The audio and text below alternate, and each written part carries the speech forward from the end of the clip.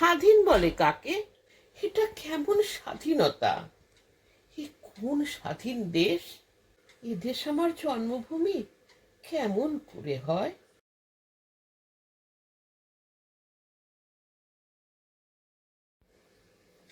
নমস্কার, আমি শুভ্রা মজুমদার। আজ 15ই আগস্ট, ভারতের স্বাধীনতার 77তম বর্ষ। আজ আমরা চারিদিকে পতাকা তুলব, নানান বর্ণাঢ্য মিছিল করব। অনেকেই হয়তো স্বাধীনতা সংগ্রামীদের উপরে অনেক কিছু বক্তৃতা রাখবেন, কিন্তু সবচেয়ে আশ্চর্যের কি জানেন? আমরা স্বাধীনতা সংগ্রামের যে ইতিহাস আমরা জানি, সেটুকু কিন্তু খুব সীমাবদ্ধ কয়েকজনের মধ্যে। অল্প কিছু মানুষকে তুলে ধরা হয়েছে ইতিহাসের পাতায় স্বাধীনতা সংগ্রামী হিসাবে। কিন্তু এটাকে কখনো আমরা ভেবে দেখেছি মাত্র ওই কয়েকজন মানুষের হাত ধরেই কি স্বাধীনতা এসেছিল? প্রায় 200 বছরের যে পরাধীনতার ইতিহাস আমরা জানি, সেইখান থেকে কি মাত্র মুষ্টিমেয় কয়েকজনই আমাদের বার করে এনেছিল? না, কিন্তু এর পিছনে অনেক অনেক মানুষ ছিলেন, এই স্বাধীনতা সংগ্রামে অংশগ্রহণ করেছিলেন, যারা তাদের খুব ক্ষুদ্র ক্ষুদ্র কাজ দিয়েও বিপ্লবীদের সাহায্য করেছেন, যারা বড়ভাবে নিজেদেরকে নিয়োজিত করেছিলেন এই স্বাধীনতা সংগ্রামের কাজে।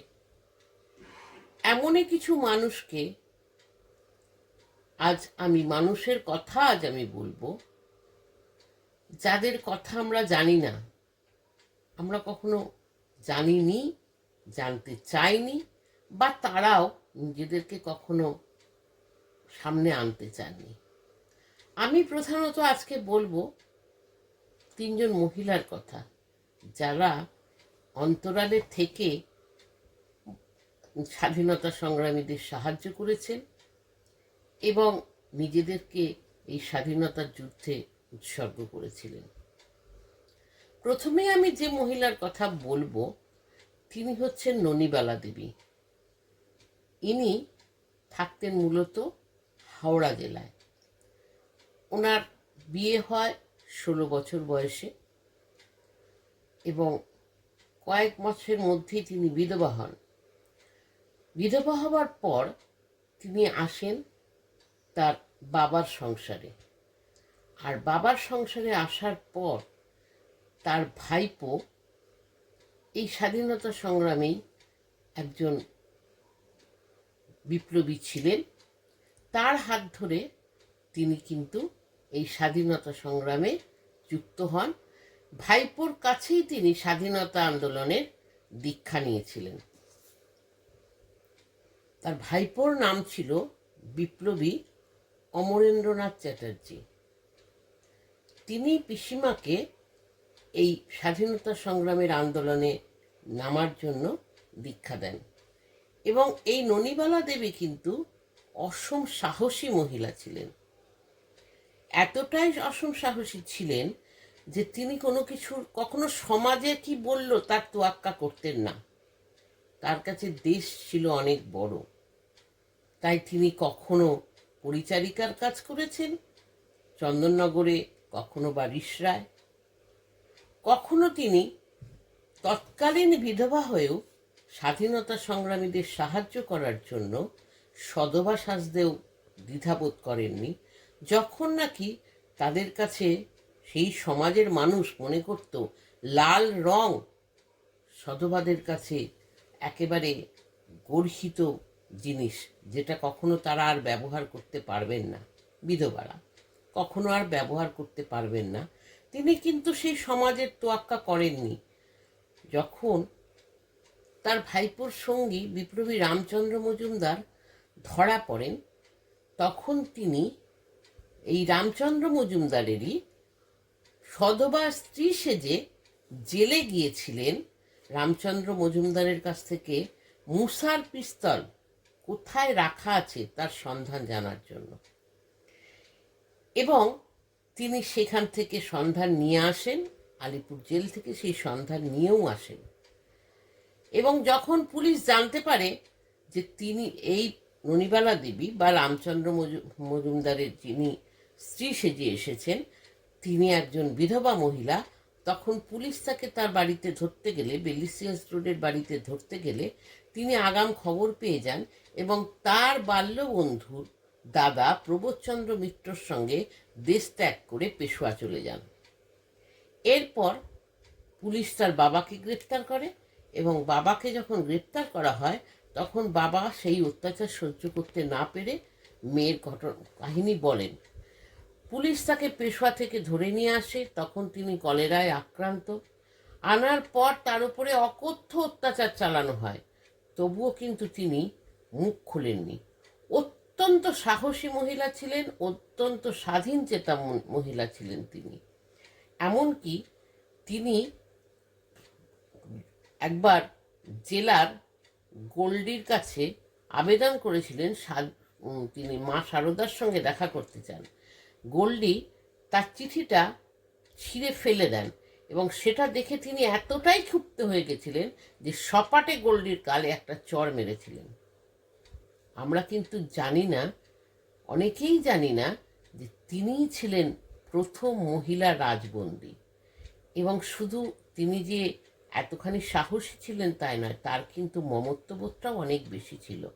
তিনি যখন জানতে পারেন যে দুকরিবালা দেবী বলে একজন জেল খাটছে এবং তিনি যাতে ব্রাহ্মণ, তখন তিনি অনশনে বসেন এবং বলেন ব্রাহ্মণের মেয়ের হাতে ছাড়া তিনি কোনো রান্না খাবেন না।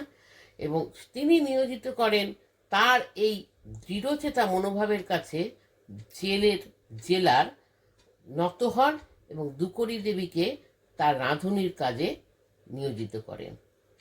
এবার বলি এই দুকরি দেবীর কথা। দুকরি দেবী কিন্তু মাত্র 13 বছর বয়সে তার বিয়ে হয়েছিল। তিনি ছিলেন বীরভূম জেলার নলহাটিতে ঝাউগ্রাম বলে একটি জায়গা আছে, সেই ঝাউগ্রামের বাসিন্দা।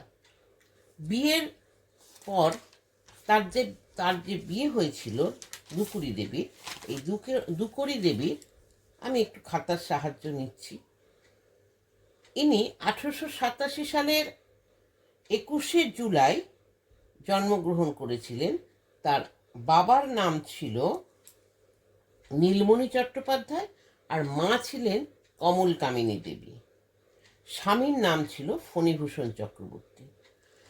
এই দুকরি দেবীর বোনপো নিবারণ ঘটক ছিলেন একজন বিপ্লবী, আর এই বোনপোকে দুকরি দেবী কিন্তু খুব ভালোবাসতেন, অত্যন্ত স্নেহ করতেন। আর এই নিবারণ ঘটকের জায়গায় ছিল তার মাসির বাড়ি এবং সেটা ছিল তার গোপন ডেরা। সে সেখানে তার বন্ধুদের নিয়ে আসতো, সেখানে তারা স্বাধীনতা আন্দোলনের বই পড়তো, তারা বিভিন্ন বেআইনি বইপত্র পড়তো, আলোচনা করত এবং সেগুলো তার মাসির বাড়িতেই সে লুকিয়ে রেখে যেত। কৌতূহলবশত দুকরি দেবী বাড়ির সবার অজ্ঞাতসারে এই বই পড়েন এবং তখন তিনি উদ্বুদ্ধ হন এবং দেশপ্রেমে তিনি জড়িয়ে পড়েন। বিপ্লবী বিপিন বিহারী গাঙ্গুলির নেতৃত্বে যে রডা কোম্পানির অস্ত্রাগার লুণ্ঠন করা হয়েছিল, সেখানে বেশ কিছু রাইফেল ধরা পড়েছিল এবং তার সঙ্গে কিছু কার্তুজ, প্রায় 50 বাক্স কার্তুজও তারা ছিনতাই করেছিল। এই কার্তুজের 7টি পিস্তল এবং আরও কিছু কার্তুজ নিবারণ ঘটক দুকরি দেবীর বাড়িতে লুকিয়ে রাখেন। পুলিশ জানতে পেরে দুকরি দেবীর বাড়িতে তল্লাশি চালান এবং দুকরি দেবীকে গ্রেপ্তার করা হয়। তখন তার শিশুটি খুবই ছোট, তিনি সেই শিশুকে রেখে তিনি জেলে যান। প্রায় 2 বছর তিনি জেল কাস্টডিতে ছিলেন, তারপর তিনি সেখান থেকে মুক্তি পান। এরপর আর একজনের কথা আমি বলবো, তিনি হচ্ছেন ননিবালা গুহ। এই ননিবালা গুহর বাড়ি ছিল বাঁকুড়া জেলায়। ননিবালা গুহর বিয়ে হয়েছিল মাত্র 9 বছর বয়সে এবং তিনি বিধবা হন 11 বছর বয়সে। তারপর তিনি চলে আসেন তার বাপের বাড়িতেই। এখানে তিনি থাকতেন এবং তিনি বাঁকুড়া জেলার ইন্দাসের আকুই গ্রামে রক্ষিত পরিবারে জন্মগ্রহণ করেছিলেন। এই বিধবা হয়ে আসার পর স্বাধীনতা সংগ্রামী জগবন্ধু দত্তের অনুপ্রেরণায় তিনি এখানে এই স্বাধীনতা আন্দোলনে যোগ দেন এবং ভারত ছাড়ো আন্দোলনেও কিন্তু 1942-এর ভারত ছাড়ো আন্দোলনে তিনি সক্রিয় ভূমিকা গ্রহণ করেছিলেন। ননিবালা গুহ বেশ কিছুদিন মেদিনীপুর সেন্ট্রাল জেলে জেলবন্দি ছিলেন। পরবর্তীতে তিনি যখন ছাড়া পান তখন তিনি দেশের নানা সামাজিকতামূলক কাজে যুক্ত হয়ে পড়েন। নারী শিক্ষা, বিশেষ করে বাঁকুড়াতে নারী শিক্ষা আন্দোলনে তিনি অগ্রণী ভূমিকা গ্রহণ করেছিলেন। বাঁকুড়া জেলার যে তার পার্শ্ববর্তী গ্রাম, সেই গ্রামে যে নারী বিদ্যালয় ছিল, স্ত্রী শিক্ষার যে বিদ্যালয় ছিল, তিনি সমস্ত তার সারা জীবনের সঞ্চয় সেই বিদ্যালয়কে দান করেন এবং তারই প্রয়াসে এই বিদ্যালয়টি একটা বিরাট আকার ধারণ করে। পরবর্তীকালে ভারত স্বাধীন হওয়ার পর ভারত সরকার তাকে তাম্রফলক উপাধি দিয়ে সম্মানিত করেছিলেন। তো এরকম বহু স্বাধীনতা সংগ্রামী কিন্তু নিজেদের আড়ালে রেখেছেন, বিশেষত বাড়ির মেয়ে বউরা, যারা কখনো জনসমক্ষে আসেনি, আসতে চাননি। কিন্তু আমরা কিন্তু তাদের অবদান ভুলে গেলে তাদেরকে খুব ছোট করব। তাই আমাদের মনে রাখতে হবে, শুধুমাত্র মাতঙ্গিনী হাজরা, প্রীতিলতা ওয়াদ্দেদার বা সরোজিনী নাইডু এনারা নন, এই মহিলারাও কিন্তু স্বাধীনতা সংগ্রামের এক একজন বড় কাণ্ডারী। আসুন, আমি তো সবার কথা বলতে পারলাম না, আরও মহিলা রয়েছেন, আরও নারী রয়েছেন। আসুন আমরা সবাই মিলে আজকের এই দিনে তাদের প্রতি একটু সশ্রদ্ধায় মাথা নত করি। স্বাধীনতা দিবসের ৭৭তম দিবস উদযাপন উপলক্ষে আমি আঞ্চলিক কবি রামচন্দ্র পালের একটি কবিতা আজ পাঠ করব। কবিতাটির নাম স্বাধীনতা দিবস। স্বাধীনতা দিবস এলে চারিদিকে ধুমধাম, গান, কবিতা, প্রভাত ফেরি, বাজছে কেটেল ড্রাম। কাগজ কুড়িয়ে ফিরে ছেলে প্রশ্ন করে মাকে, এই যে স্বাধীন স্বাধীন বলছে, স্বাধীন বলে কাকে? চারিদিকে রঙের জেল্লা, রঙিন জামা শাড়ি, পতাকা ৩ রঙা, হাসি খুশির ছড়াছড়ি। মাইকে যে গান বাজছে, আমার দেশের মাটি। আমরা কেন কুড়োই মা? নোংরা পচা ঘাটি। আমরা থাকি ফুটপাতে, খাই ভিক্ষা করে, অসুখ হলে ওষুধ ছাড়াই ফুটপাতে যাই মরে। এটা কেমন স্বাধীনতা? এ কোন স্বাধীন দেশ? একটি দিনও পাই না খেতে দই ছানা সন্দেশ। চায়ের দোকান হোটেলে বয় পশুর মতন খাটি, মাইকে গান বেজেই চলে আমার দেশের মাটি। কত ছোট ছেলে মেয়ে মিছিল করে যায়, আমাকে তো কেউ ডাকে না। লজেন্স খাবি? আয়। কত রকম বক্তৃতা আর অমর রহে নাম। ফেরার পথে উকি দিয়ে দেখতে গেছিলাম, কিন্তু ওরা কিছুতেই মা ঢুকতে দিলে না। বললে, ছিচকে পেটুক, যা বেরিয়ে যা। একজন তো ধাক্কা মেরে ঠেলেই দিলে ফেলে, বলল, এটা পকেট মারি, দাও বেটাকে জেলে। কাঁদতে কাঁদতে পালিয়ে এলাম। এ কোন স্বাধীনতা? এদেশ কিনা আমারও দেশ, আমার জন্মদাতা? বলছে সবার উন্নতি চাই। বলছে কাদের কথা? আমরা কেন আজও গরিব? এ কোন স্বাধীনতা? বল দেখি মা, এ দেশটা কি আমারও দেশ নয়? তবে কেন জনম হতেই এমন গরিব হতে হয়? ঘর নেই, ভাত কাপড়ও নেই, নেই পড়া বই খাতা। এ কি আমার দেশ? বল, এটা কি স্বাধীনতা? ভাত খেতে চাই মা, চাই পেট পুড়ে। মা, স্কুলেতেও যেতে চাই, খেলাধুলোও করতে চাই মনের আনন্দেতে।